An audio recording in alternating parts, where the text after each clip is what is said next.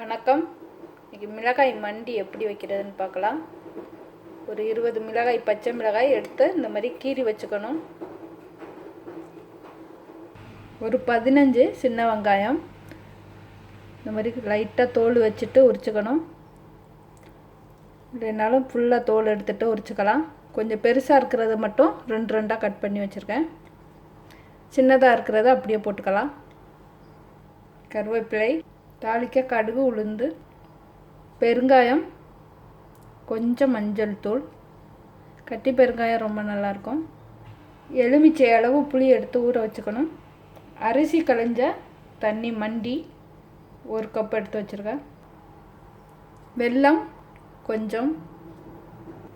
ஒரு கடாய் வச்சுட்டு நல்லெண்ணெய் விட்டுக்கலாம். கொஞ்சம் நிறைய எண்ணெய் விட்டுக்கணும். இதுக்கு எண்ணெய் காய்ச்சதும் ஒரு 2-3 உளுந்து மட்டும் போதும். கடுகு போட்டுக்கலாம். கடுகு நல்லா வெடிச்ச அப்புறம் வெங்காயம் போட்டு,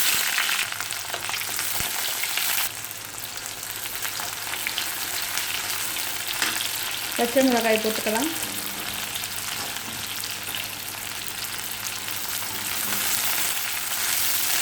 கருவேப்பிலை நல்லா வதங்கிடுச்சு. பெருங்காயம், மஞ்சள் தூள் சேர்த்துக்கலாம்.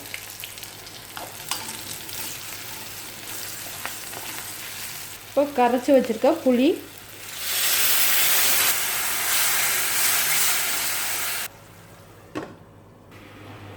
நல்லா கொதிக்கணும். இந்த அளவு நம்ம இன்னும் அரிசி களைஞ்ச தண்ணி ஊற்றலை. ஊற்றி நல்லா வற்ற விடணும். வற்றினதுக்கப்புறம் இந்த அளவு வரணும். இப்போ அரிசி களைஞ்ச தண்ணி ஊற்றிக்கலாம். இதுக்கு நல்லா ஃபஸ்ட்டு தண்ணி, அரிசி களைஞ்ச தண்ணி நல்லா கெட்டியாக எடுத்து ஊற்றிக்கணும். தேவையான அளவு உப்பு, மூடி போட்டு ஒரு 2 நிமிஷம் கொதிக்க விடலாம். நல்லா கொதிச்சிடுச்சு.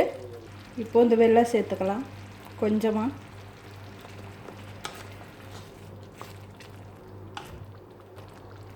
போட்ட வெல்லம் கரைஞ்ச உடனே அடுப்பு ஆஃப் பண்ணிடலாம்.